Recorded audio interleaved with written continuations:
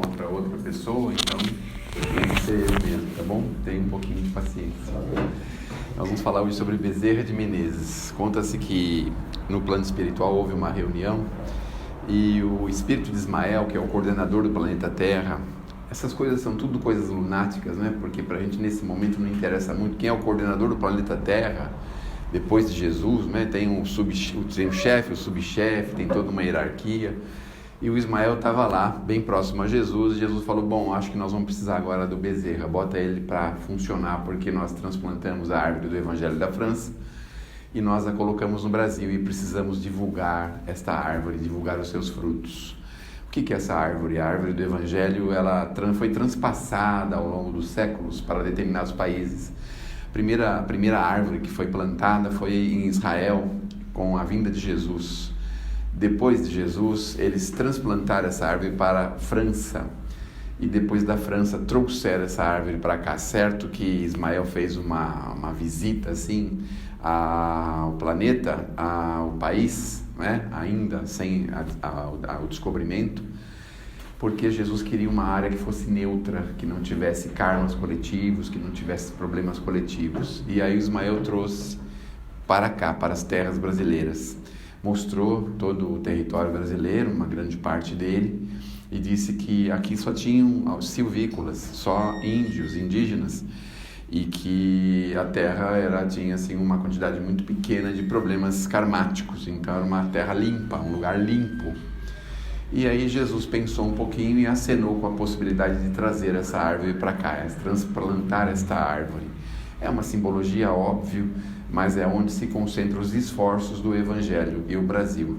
Bom, todo mundo já sabe que o Brasil é um país extremamente espiritualizado, ainda estamos a caminho do ideal, mas nós temos aí talvez o mesmo número de igrejas e bares e lanchonetes e restaurantes indo em casas religiosas. Então, a cada esquina, a cada bairro, a cada cidade, nós vamos sempre encontrar um grupo grande de religiosos, cada um ministrando os seus conhecimentos da forma que é possível, e todos eles entendendo, o que é muito difícil em outros países, que tem lá os conflitos, tem as divergências e os problemas. Então é muito estranho, né, que o Brasil tenha todos os ramos, os segmentos religiosos, sem que isso haja uma guerra ou um problema mais grave. Obviamente são espíritos preparados que vieram para trabalhar, e aí é que entra de novo, voltamos lá na reuniãozinha de Jesus com Ismael, que pede para que ele entrasse em cena. Quando ele falou que Bezerra precisava entrar em cena, ele estava se referindo a um senhor que tinha um pequeno débitozinho com a terra e que precisava voltar para a terra, e aí chamou Bezerra, que na verdade era um dos seus enviados, era um dos seus apóstolos, né, vamos dizer assim, ao seu tempo.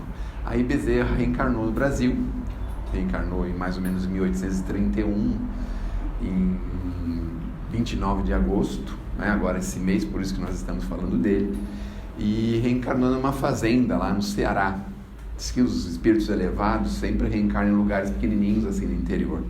Então a gente que se vangloria de ter nascido em São Paulo pode ter certeza que você precisa de muita evolução ainda porque nasce em São Paulo, né? Então, normalmente os nossos irmãos mais evoluídos nascem em cidadezinhas diferentes, em cidades menores. É uma brincadeira, é claro, né? Nascem em qualquer lugar que for necessário. Bom, e aí Bezerra nasceu lá em Riacho do Sangue, hoje mudou o nome da cidade, mas é uma cidadezinha pequenininha do Ceará, pai fazendeiro. E depois que passou a adolescência, ele acenou a possibilidade de vir para a cidade grande, o Rio de Janeiro, para estudar medicina. E aí o pai consentiu, o pai tinha muitos recursos, tinha uma fazenda e autorizou ele que viesse morar na cidade grande, que era o Rio de Janeiro, para estudar a medicina. Então ele veio morar numa dessas casas coletivas de jovens, de adolescentes que estão na faculdade, sob o patrocínio do pai. Mas passou algum tempo, o pai começou a ter problemas, o pai era uma pessoa muito correta e resolveu pagar as suas dívidas, porque a época, naquele século, né, século XVIII, XIX, não tinha as garantias, não tinha as previsões de tempo, então o fazendeiro arriscava, e quando ele arriscava e dava errado, ele perdia toda a produção, às vezes perdia os empréstimos que ele tinha feito, ele se embaraçava com os recursos. E foi isso que aconteceu com o pai dele, ele precisou pagar os seus credores e isso deixou ele numa situação muito desconfortável financeiramente. Avisou o filho no Rio de Janeiro, dizendo para o filho que ele não podia mais patrociná-lo porque eles estavam numa situação muito difícil lá no Ceará. Bom, aí o Bezerra resolve continuar os estudos e procurou alguma ocupação por fazer. E aí começam a acontecer algumas coisas, que são as coisas interessantes, não é? E o que é interessante é que ele se vê sem recursos, então ele resolve dar algumas aulas, porque ele era muito aplicado na escola, gostava muito de estudar, gostava muito de se inteirar das coisas. E num determinado momento, que ele está numa situação muito difícil, lá com dívidas talvez de aluguel, de qualquer coisa assim, ele então resolve dar aulas extras para pessoas que têm dificuldade em determinadas matérias, não é? Só que ele não tinha um preparo nenhum numa determinada matéria, que era matemática. Ele não tinha conhecimento nenhum, ou pouquíssimo conhecimento de matemática.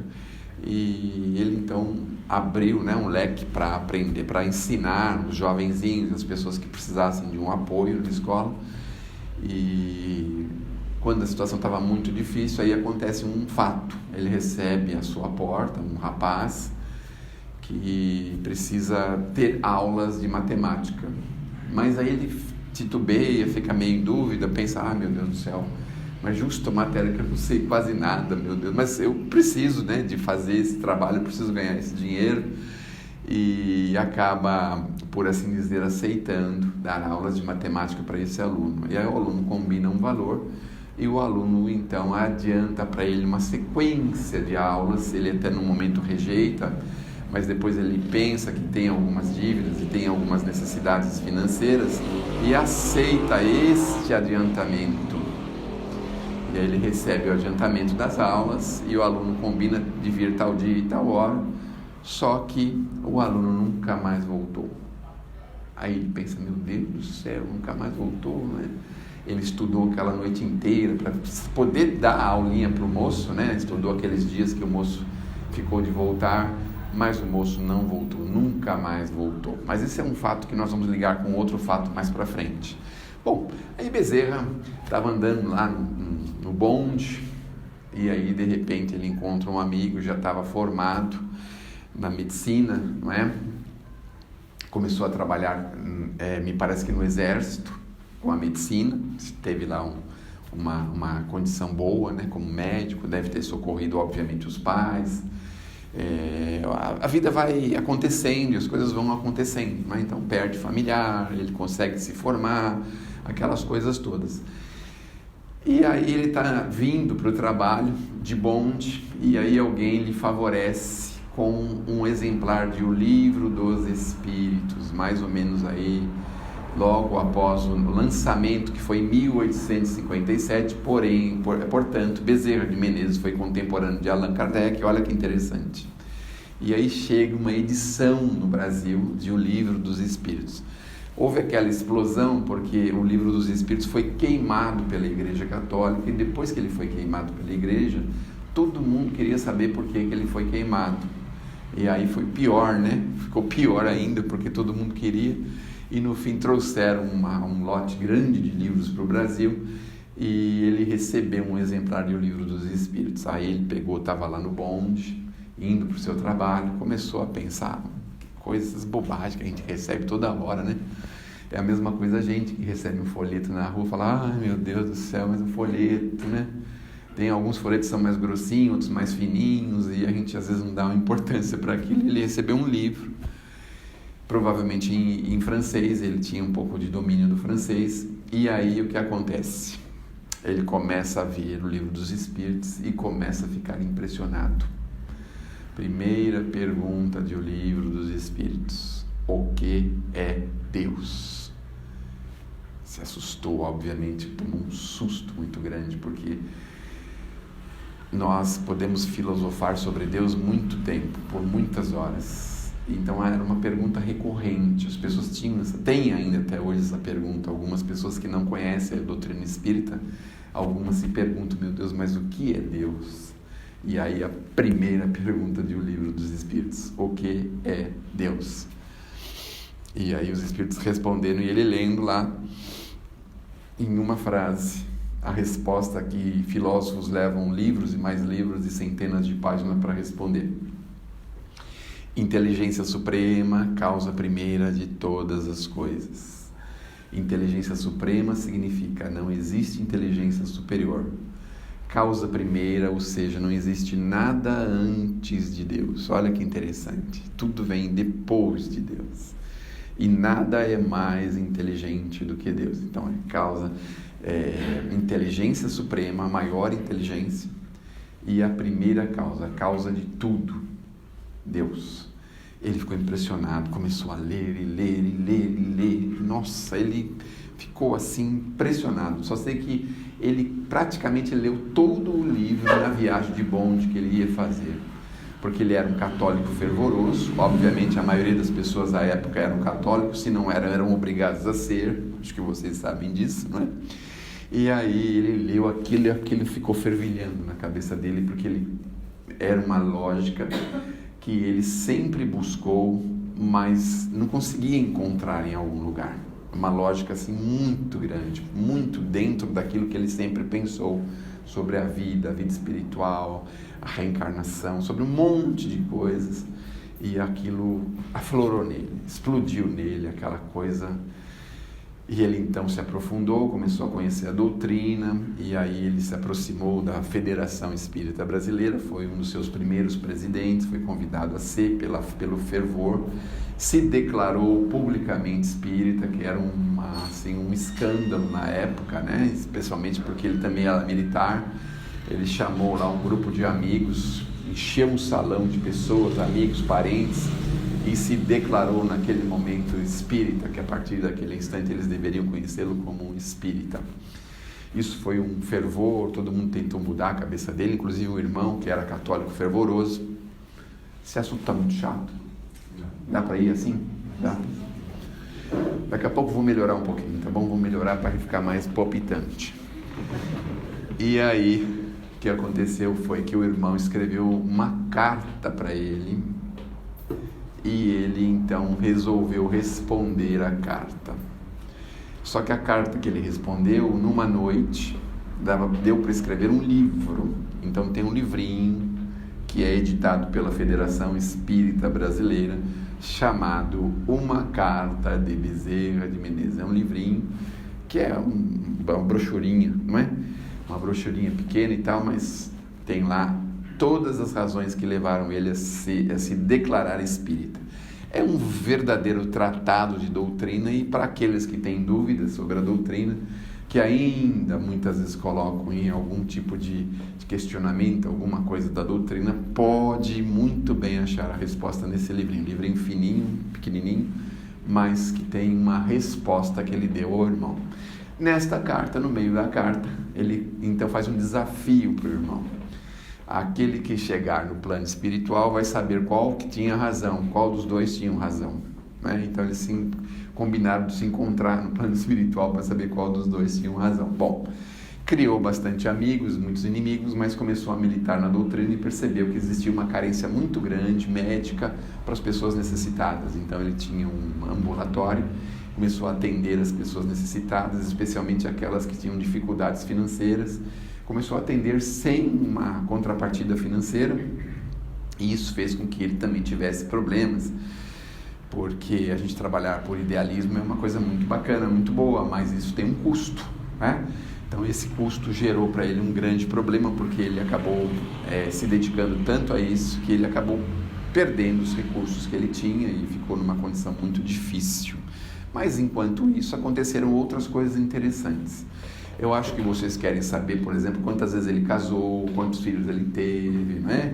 Ele teve uma chamada da doutrina também muito interessante, porque antes de conhecer o Livro dos Espíritos, existia um médium, naquele período, século XVIII para XIX, apareceram, né, eclodiram muitos médiums ao longo do nosso Brasil, porque nós tínhamos efetivamente um efetivo muito grande de necessitados e de pessoas com problemas médicos, físicos, orgânicos.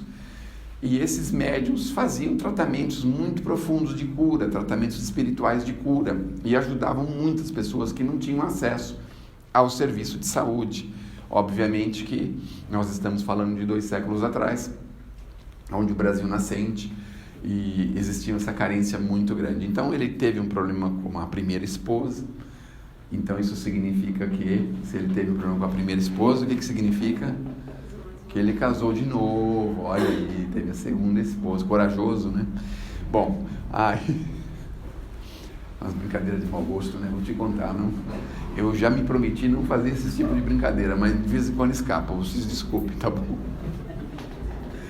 Aí a primeira esposa com muito problema de saúde, e aí ele então pede para uma pessoa, não sei se era um vizinho, um conhecido dele, que frequentava um dos médiuns conhecidos lá do Rio de Janeiro, para que comentasse sobre o problema da esposa dele, mas que não falasse de forma nenhuma quem era, por que não era, se era a esposa não sei de quem, não queria que soubesse, que ninguém soubesse disso. E aí o homem fez isso, falou, olha, tem uma amiga lá, uma vizinha que está com um problema e tal, né? Aí o médium, surpreendentemente, falou, e a esposa do Bezerra de Menezes, né? Manda esse recadinho aqui para ele. Aí escreveu o nome dele, o nome da esposa, escreveu lá um remédio que se encontrava numa das plantas que ele tinha em casa. Então recomendou ele que fizesse um remédio daquela planta que ele tinha em casa, que a esposa melhoraria. Então quando ele viu que ele tomou um choque muito grande, porque o moço falou, olha, não falei nada, não falei seu nome, não falei nada, ele mandou essa cartinha aqui para você. Aí na cartinha estava lá o nome dele, o nome da esposa, o nome da planta, sabia que tinha essa planta no quintal dele, quer dizer, um negócio assim, eu não sei se vocês já ouviram falar, mas existem alguns tipos de mediunidade que são assim escandalosas, tipos de médiuns e mediunidades e revelações espirituais que são absolutamente escandalosas. Bom, aí ele fez lá o chá, a mulher melhorou, ficou boa, enfim, aquilo também ficou gravado nele para quando ele lesse aquele livro dos Espíritos, ele tivesse uma noção mais clara. Depois que se tornou espírita, então ele começou a trabalhar pela doutrina, foi presidente da Federação Brasileira e também ministrava, medicava nos seus horários de folga para as pessoas necessitadas. E isso foi num crescendo, e num determinado momento estou sentindo que tem alguém pensando assim, e quem foi a segunda esposa? Vocês estão pensando isso ou não? Então, não, né? Bom, mas eu vou falar, já que eu mencionei, né? Vou falar então. Eu sei que essa primeira esposa faleceu, deixou ele sozinho com 3 ou 4 filhos, e ele se casa com a irmã da esposa. Olha só, casou com a cunhada, corajoso, né? Casou com a cunhada. Mas acho que ele foi esperto, porque ele não teve 2 sogras, só teve uma, né? Então, foi esperto. Tô brincando aqui, depois ele me pega lá na esquina. Bom, eu sei que ele ministrava e começou a ter que oferecer também os remédios. Coincidentemente, tinha uma farmácia bem embaixo da onde era a clínica dele, o consultório dele, e esse farmacêutico, então, quando a pessoa ia lá com um determinado código, ele já sabia que a pessoa não podia pagar, e aí ele anotava no caderninho em favor do Bezerra, quer dizer, o Bezerra põe na conta dele. Mas isso foi ficando tão volumoso que ele teve que pagar uma quantia muito grande, e chegou à conclusão de que ele não podia prejudicar o farmacêutico, porque ele já não teria recurso para pagar, continuar pagando, e ele não sabia como resolver isso. Então tem um caso muito conhecido, que você já deve ter ouvido falar, que num determinado dia uma senhora pede então a receita, ele oferece a receita, e a senhora fala que não pode, não tem a menor condição de aviar aquela receita, e ele já tinha oferecido tudo que ele tinha de valor no consultório, algumas coisinhas que ele tinha de valor, caneta, essas coisas que às vezes a pessoa ao longo do tempo ganha, né? Bom, aí ele falou, olha, eu não tenho nada se não te dar um abraço. Deu um abraço nessa senhora, e aí quando ele deu um abraço, ele viu o brilho do anel de formatura dele. ele tirou o anel e falou: eu acho que eu achei uma solução para a senhora. A senhora se desfaz desse anel e compra o remédio. Olha só, que coisa, né? Bom, aí o Bezerra tem uma série de lindos casos, tem até um livrinho chamado Lindos Casos de Bezerra de Menezes, tem uma centena deles. Ele chegou a ser deputado pelo estado do Rio de Janeiro, que é um cargo meio parecido com senador hoje, porque o governo acontecia no Rio de Janeiro, lá que era toda a administração do Brasil. Ele teve um cargo, neste cargo ele produziu uma série de leis a favor dos mais necessitados. Tem até um livro dos seus projetos e suas leis na Câmara Federal em Brasília, que a gente pode pedir por encomenda. Eu tenho esse livro, onde tem todas as propostas dele, todas as defesas que ele fazia em tribuna com relação a isso. Então, por exemplo, vou dar uma, nós não podemos falar muito sobre isso, mas vamos dar uma das defesas que ele tinha. E antigamente as pessoas iam fazer compras e normalmente marcavam num determinado caderno. E aí, conforme a pessoa ia lá pagar, tinha um resíduozinho do valor, e o resíduo do valor, então o comerciante dava o troco em bala, em alguma outra coisa, porque não tinha o troco para dar certinho, né? Então ele criou uma lei que isso se tornou proibido de fazer, não era possível, porque as pessoas precisavam do troco para outras coisas, né? Então isso foi proibido. Mas ele também sofreu muitos ataques, viveu muitas dificuldades, teve os 2 casamentos, perdeu um filho no primeiro casamento, perdeu o filho do segundo casamento. Ele teve um filho com um gravíssimo problema de obsessão. Ele trabalhou com esse caso de obsessão muito fortemente e conseguiu ajudar o filho a se libertar. Até tem um caso curioso, tem até um livro a esse respeito que tem como título Loucura sob Novo Prisma. Ele conversa com o espírito e convence o espírito ao longo de muito tempo a favorecer o filho. O objetivo do espírito era atacar o filho, olha que interessante, porque não tinha nível de elevação para conseguir atacar o pai. Então o pai estava num patamar espiritual muito alto e ele não conseguia alcançar o pai, mas ele conseguiu alcançar o filho via reflexo. Era um inimigo do passado dos dois, tanto do pai como do filho, porque o Bezerra tem uma história que está registrada nos livros do Chico, tem lá a Ave Cristo, 50 anos depois.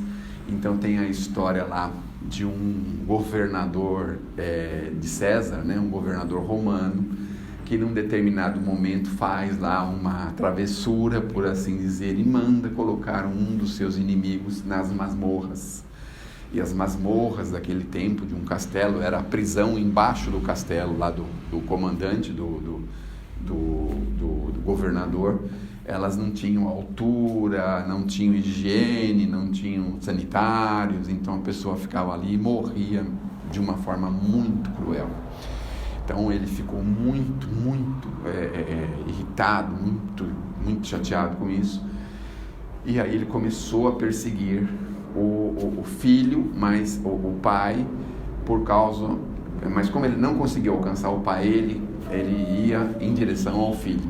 E a ligação do filho, porque foi o filho quem mandou ele para as masmorras. Mas por que ele perseguia o pai? Porque o pai poderia ter pedido misericórdia para o filho e não pediu. Então é assim, poderia ter dito para o filho: não faça assim, seja mais brando, né?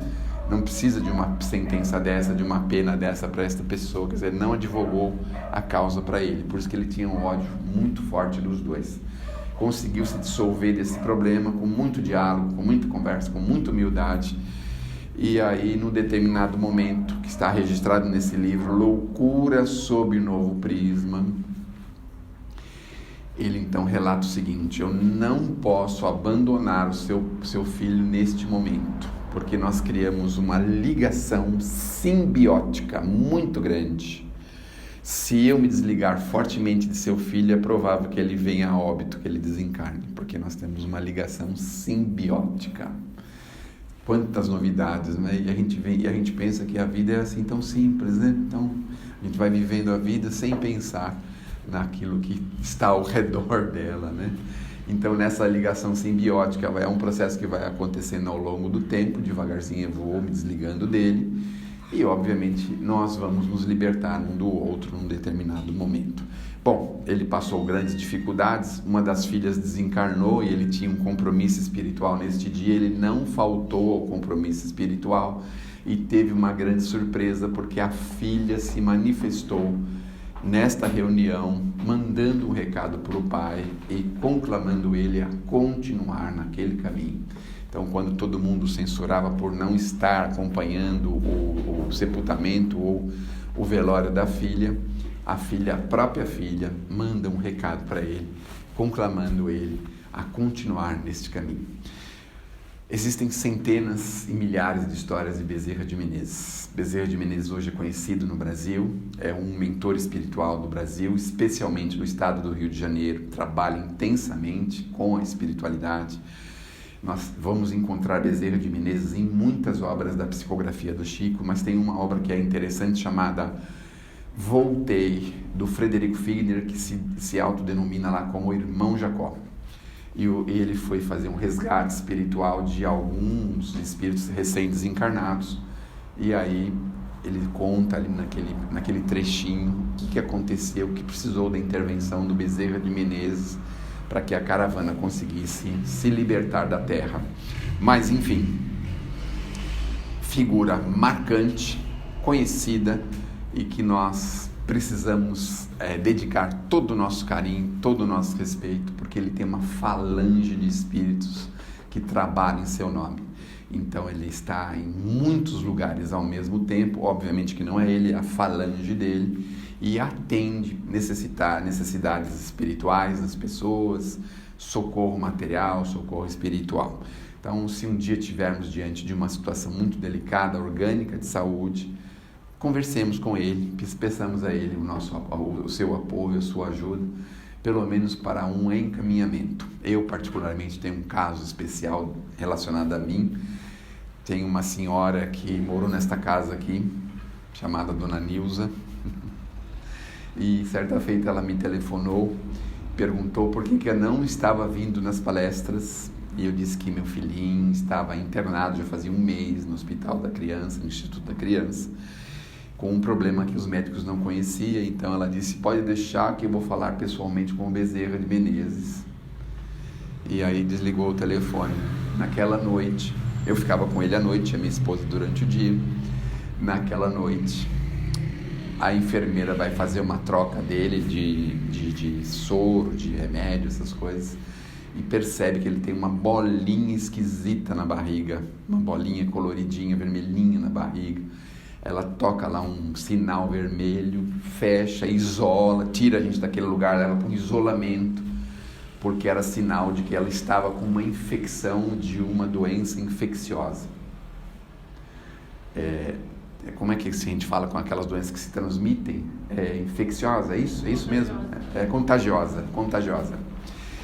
E aí nós vamos para uma sala secreta, fechada, cheio de plástico, eu lá com ele.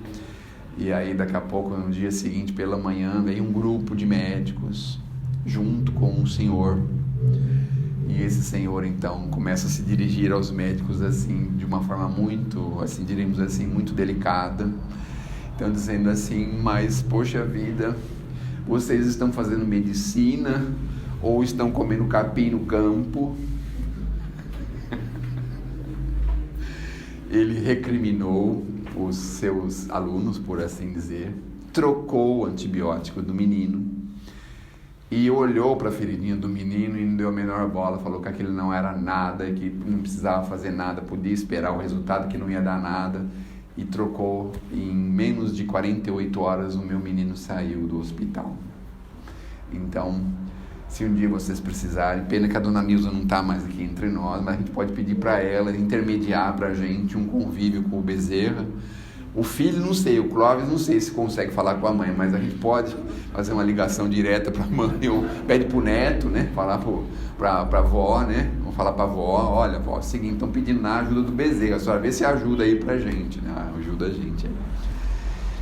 Que Deus nos abençoe, que Jesus nos ilumine e que nós possamos perseverar na prática do bem, do amor, da caridade, porque olha, a doutrina espírita veio para o mundo justamente para nos mostrar uma coisa que é a coisa mais importante.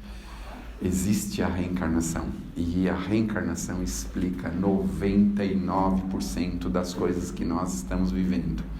As nossas afinidades, os nossos desafetos, os nossos atropelos, os nossos acidentes, os problemas que nós vivemos, ela é capaz de explicar. Então, pensem em torno da reencarnação, vejam a possibilidade de aceitar isto e comecem a pensar na vida de vocês, em outra vida, e nós vamos ter um pouquinho mais de qualidade, vamos investir para a nossa vida futura.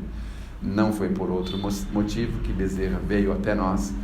Eu não contei como é que ele desencarnou, não é? Ele ficou uma ou 2 semanas em decúbito dorsal, só mexia os olhos, numa situação muito difícil financeira, e aí os amigos começaram a visitá-lo.